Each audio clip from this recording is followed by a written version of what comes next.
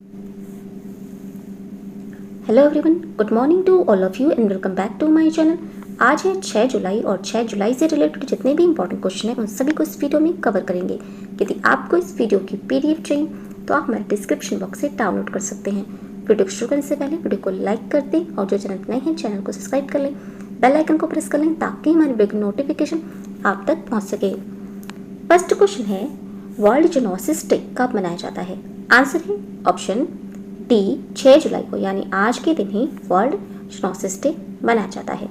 Zoonosis जानवरों से मनुष्य में और इसके विपरीत फैलने वाली बीमारी है। वायरस, बैक्टीरिया, कवक, परजीवी और मच्छरों से प्रेरित जूनोटिक्स रोग के एग्जाम्पल हैं इबोला, स्वाइन फ्लू, एंसेफेलाइटिस,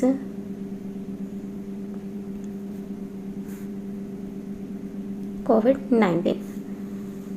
ये सबसे घातक वायरस जो इन दिनों पूरी दुनिया के लिए संकट बना हुआ है, कोविड-19 भी एक जूनोटिक्स रोग है।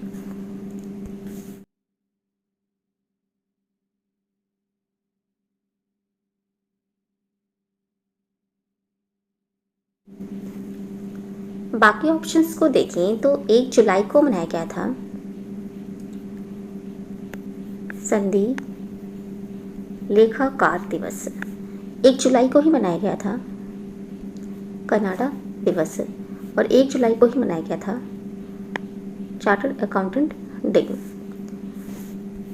2 जुलाई को मनाया गया है वर्ल्ड यूएफओ डे। 4 जुलाई को मनाया गया है USA independence day. Next question है, हाल ही में भारतीय क्रिकेट कंट्रोल बोर्ड बीसीसीआई ने भारत का दूसरा सबसे बड़ा स्टेडियम बनाने के लिए किस राज्य के क्रिकेट एसोसिएशंस को 100 करोड़ रुपए का वित्तीय अनुदान दिया है? आंसर है ऑप्शन बी, राजस्थान राज्य को 100 करोड़ रुपए का वित्तीय अनुदान दिया है। ये राजस्थान के जयपुर में भारत का दूसरा सबसे बड़ा स्टेडियम बनाने के लिए राजस्थान क्रिकेट एसोसिएशन को 100 करोड़ रुपए का वित्तीय अनुदान दिया गया है। स्टेडियम के पहले चरण के निर्माण कार्य में 24 से 30 महीने का समय लगने की संभावना है और यहाँ अंतर्राष्ट्रीय स्तर के 2 अभ्यास मैदान, 4 क्रिकेट अकादमी, छात्रावास आदि होंगे।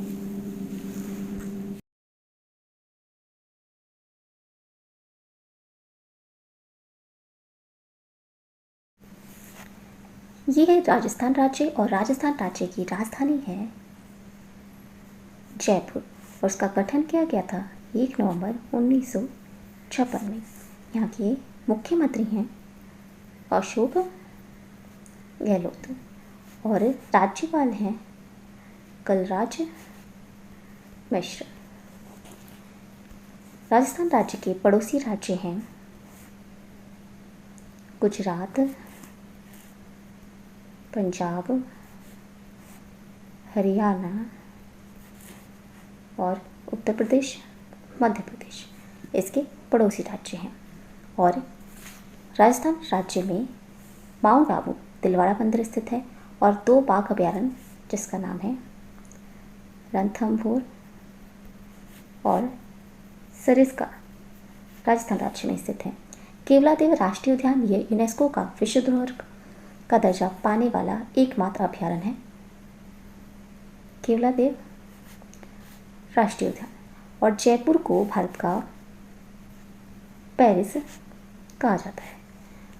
यहाँ का राष्ट्रीय पक्षी है गोरावन और राष्ट्रीय पशु है चिंकारा। राजस्थान राज्य में ही ब्रह्मा जी का एकमात्र मंदिर स्थित है और ये स्थित है राजस्थान के पुष्कर में। राजस्थान के जोधपुर शहर में देश का पहला श्वास बैंक स्थापित किया गया है और जैव ईंधन नीति लागू करने वाला राजस्थान राज्य पहला राज्य बना है। बेरोजगारी के मामले में राजस्थान दूसरे स्थान पर रहा है, पहले स्थान पर है दिल्ली और तीसरे स्थान पर है हरियाणा। नेक्स्ट क्वेश्चन है,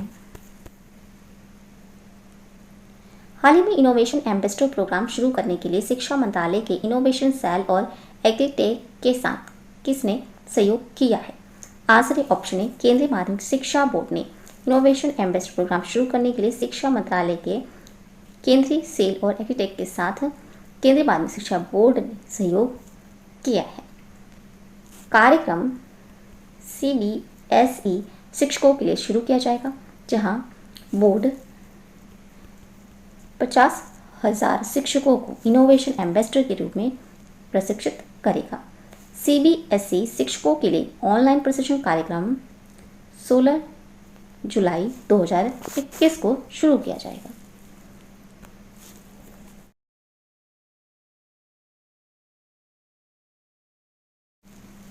नेक्स्ट क्वेश्चन है, हाल ही में किस राज्य की हवाई अड्डे को 2020 के लिए प्रतिष्ठित एयरपोर्ट काउंसिल इंटरनेशनल ACI के महानिदेशक के रोल ऑफ एक्सीलेंट में शामिल किया गया है? आंसर ऑप्शन सी कैपेनगौड़ा अंतर्राष्ट्रीय हवाई अड्डे बेंगलुरु को राज्य के हवाई अड्डे को 2020 के लिए प्रतिष्ठित एयरपोर्ट काउंसिल इंटरनेशनल ACI के महानिदेशक के रोल ऑफ एक्सीलेंट में शामिल किया गया है। इसे लगातार बेहतर ग्राहक सेवा प्रदान करने के लिए सम्मानित किया गया है। रोल ऑफ एक्सीलेंट इन हवाई अड्डों को मान्यता देता है जिन्होंने यात्रियों की राय में सेवा की गुणवत्ता के प्रति मजबूत प्रतिबद्धता प्रदर्शित की है।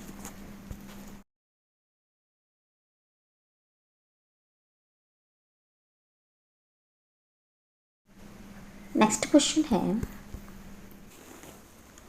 हाल ही में Nathuram Godse the true story of Gandhiji assassins का प्रकाशन पैन मैकमिलन इंडिया द्वारा किया जाएगा। इस पुस्तक के लेखक कौन है? आंसर ऑप्शन सी धवल कुलकर्णी इस पुस्तक के लेखक हैं। इसे पैन मैकमिलन इंडिया द्वारा प्रकाशित किया जाएगा। कुलकर्णी ने पहले the cousins Thackeray Uddhav Raj and the shadow of their Senas और the Bawla murder case love lust and crime in colonial India जैसी पुस्तकें लिखी हैं।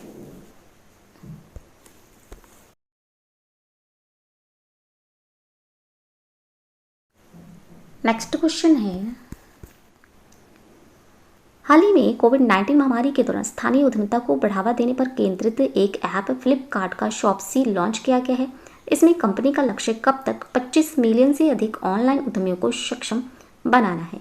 आंसर ऑप्शन बी 2023 तक 25 मिलियन से अधिक ऑनलाइन उद्यमियों को सक्षम बनाना है। इसमें ये प्लेटफॉर्म भारत में नवोदित उद्यमियों को बिना किसी अग्रिम निवेश के अपना ऑनलाइन कारोबार शुरू करने का अवसर प्रदान करेगा।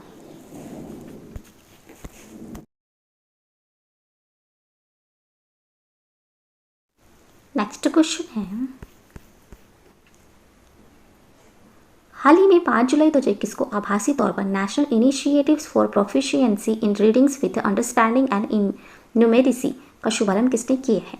Answer option C Ramesh Pokhriyal Nishank, ये शिक्षा मंत्री हैं। इन्होंने 5 जुलाई 2021 को आभासी तौर पर national initiatives for proficiency in readings with understandings and numeracy का शुभारंभ किया है। NIPUN भारत मिशन का दृष्टिकोण आधारभूत साक्षरता और संख्यात्मकता के सार्वभौमिक अधिग्रहण को सुनिश्चित करने के लिए एक सक्षम वातावरण बनाना है।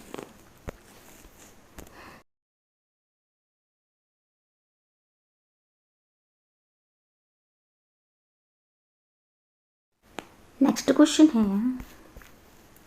हाल ही में 5 जुलाई 2021 को कोविन ग्लोबल कॉन्क्लेव को किसने संबोधित किया है?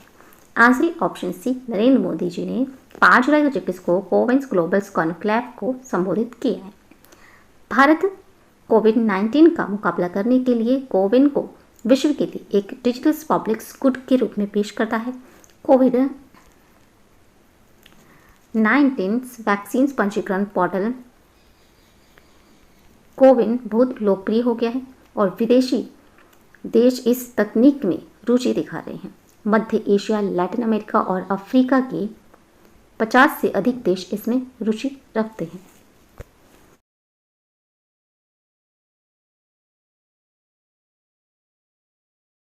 नेक्स्ट क्वेश्चन है, हाल ही में दिल्ली के किन छात्रों को डायना पुरस्कार 2021 से सम्मानित किया गया है? आंसर है ऑप्शन डी उपरोक्त सभी।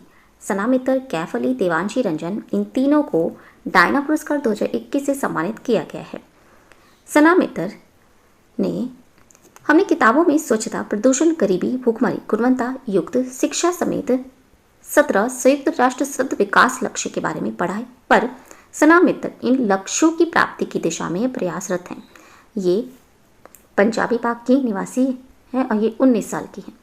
सना मित्तर ने 3 साल पहले अपने स्कूल की चारदीवारी से इन लक्ष्यों की प्राप्ति की दिशा में काम शुरू किया था। सना को ब्रिटेन की राजकुमारी डायना के 60वें जन्मदिन के अवसर पर डायना मेमोरियल अवार्ड 2021 से सम्मानित किया गया है। कैफ अली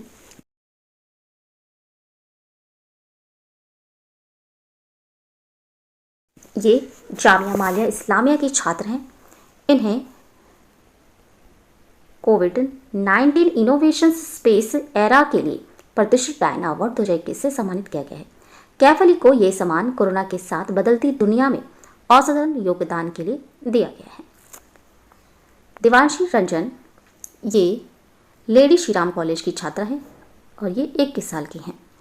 संयुक्त राष्ट्र सतत विकास के लक्ष्य को बढ़ाने व युवाओं को सशक्त करने के लिए प्रतिष्ठित डायना अवार्ड से इन्हें सम्मानित किया गया है।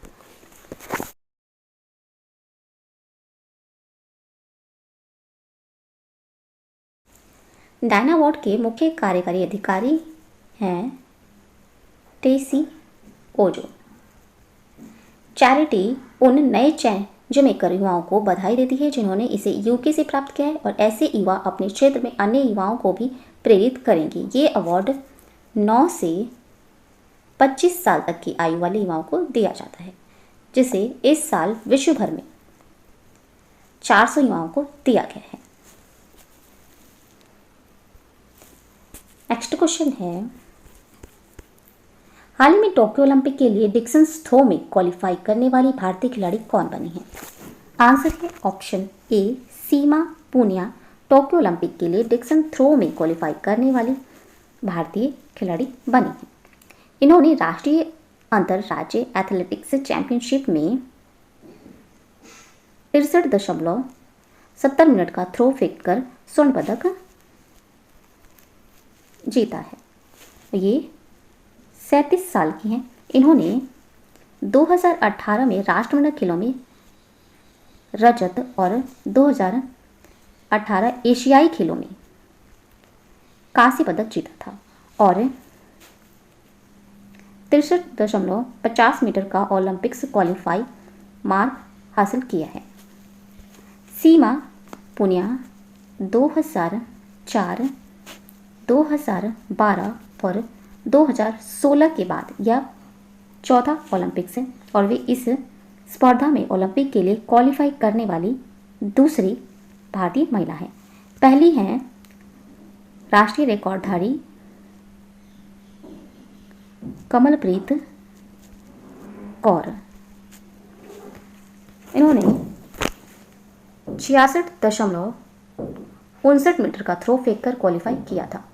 सीमा पुनिया टोक्यो ओलंपिक के वर्ग में क्वालिफाई करने वाली भारत की 12वीं एथलीट हैं।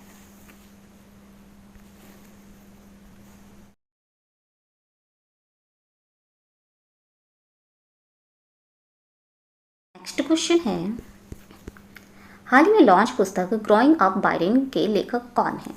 आंसर है option C Valerie Biden's Owens growing up Biden के लेखक हैं। नेक्स्ट क्वेश्चन है, हाल ही में दूसरा सबसे मूल्यवान सार्वजनिक ऋणदाता बैंक कौन बन गया है जिसने 50,000 करोड़ रुपए से अधिक के बाजार पूंजीकरण के साथ सूचीबद्ध हुआ है? आंसर है option B Indian Overseas Bank 50,000 crore रुपए से अधिक के बाजार पूंजीकरण के साथ दूसरा सबसे मूल्यवान सूचीबद्ध सार्वजनिक क्षेत्र का बैंक बन गया है। राज्य के स्वामित्व वाले ऋणदाता के स्ट्रीट डिस्काउंट निजीकरण के रूप के इसके शेयरों ने पिछले एक महीने में BSE पर लगभग 80% की सराहना की है। BSE पर उपलब्ध आंकड़ों के अनुसार इंडियन ओवरसीज बैंक 51,887 करोड़ रुपए के एक एम कैम के साथ है, जिसके बाद पीएनबी 46,411 करोड़ और बीओबी 44,112 करोड़ रुपए के साथ ये चौथे स्थान पर और ये तीसरे स्थान पर है।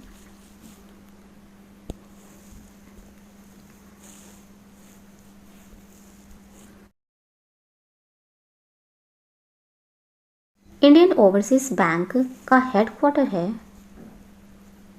मुंबई में और इसके सीईओ हैं पार्थ प्रतिम सेनगुप्ता। स्थापना हुई थी इसकी 10 फरवरी 1937 में चेन्नई में और इसके संस्थापक हैं एम चिदम्बरम